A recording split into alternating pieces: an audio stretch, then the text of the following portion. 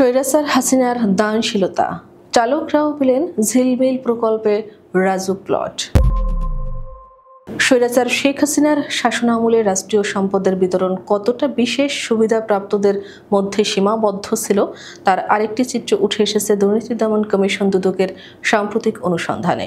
এবার জানা গেছে শুধু নিজের পরিবার, দলীয় নেতাকর্মী কিংবা আমলাদের নয়, হাসিনা তার কার্যালয়ের গাড়ি চালকদের জন্য রাজধানীর ঝিলমিল আবাসন প্রকল্পে জমি বরাদ্দের ব্যবস্থা করেছিলেন। 24 জুলাই বৃহস্পতিবার দুদকের একটি দল রাজধানী উন্নয়ন কর্তৃপক্ষ রাজুকে অভিযান চালিয়ে বিভিন্ন প্লট বরাদ্দের নথিপত্র জব্দ করেছে। এই নথিপত্র বিশ্লেষণে বেরিয়ে এসেছে বিস্ময়কর তথ্য।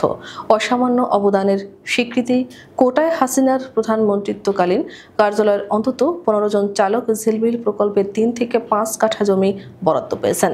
দুদকের একটি উচ্চপদস্থ সূত্র জানায় 15 জন চালকের মধ্যে 2 জন পেয়েছেন 3 কাঠা করে জমি, আর 3 জনকে বরাদ্দ দেওয়া হয়েছে 5 কাঠা করে। বাকি 10 জনেরও রয়েছে 2 থেকে 2.5 কাঠা জমির ভাগ। এসব চালকেরা রাষ্ট্রের জন্য কি অসামান্য অবদান রেখেছেন তা নথিপত্রে কোথাও উল্লেখ নেই, বরং এটিকে স্বৈরাচারী শাসকের এক প্রকার ক্ষমতার অপব্যবহার বলেই মনে করছেন বিশ্লেষকরা।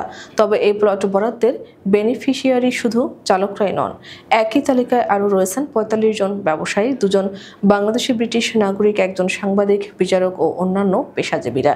এদের বেশিরভাগই কোনো স্পষ্ট মানদণ্ড ছাড়াই বিশেষ বিবেচনায় জমি পেয়েছেন।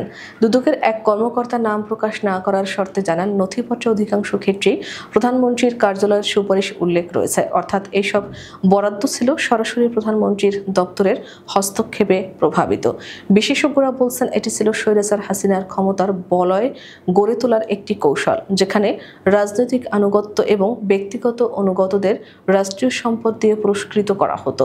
উল্লেখ্য, ঝিলমিল আবাসন প্রকল্প ছিল নিম্ন ও মধ্যবিত্ত জনগণের জন্য পরিকল্পিত একটি প্রকল্প, অথচ এখানে জমি বরাদ্দ পেয়েছেন এমন সব ব্যক্তি যারা কোনো নিবন্ধিত অবদান ছাড়াই ভিআইপি তকমা পেয়েছেন।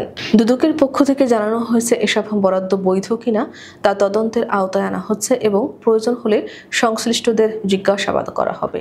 এই ঘটনায় আরও একবার প্রমাণিত হলো স্বৈরাচার হাসিনা শুধু ক্ষমতা দখলই নয়, রাষ্ট্রীয় সম্পদের বিতরণেও অনিয়মকে নিয়মে পরিণত করেছিলেন। এমনকি ব্যক্তিগত গাড়ি চালকদেরও জাতীয় সম্পদের ভাগ দিয়ে এক ধরনের ক্ষমতার বৃত্ত তৈরি করেছিলেন, যার মূল ভিত্তি ছিল একনায়কতন্ত্রের স্বেচ্ছাচারিতা।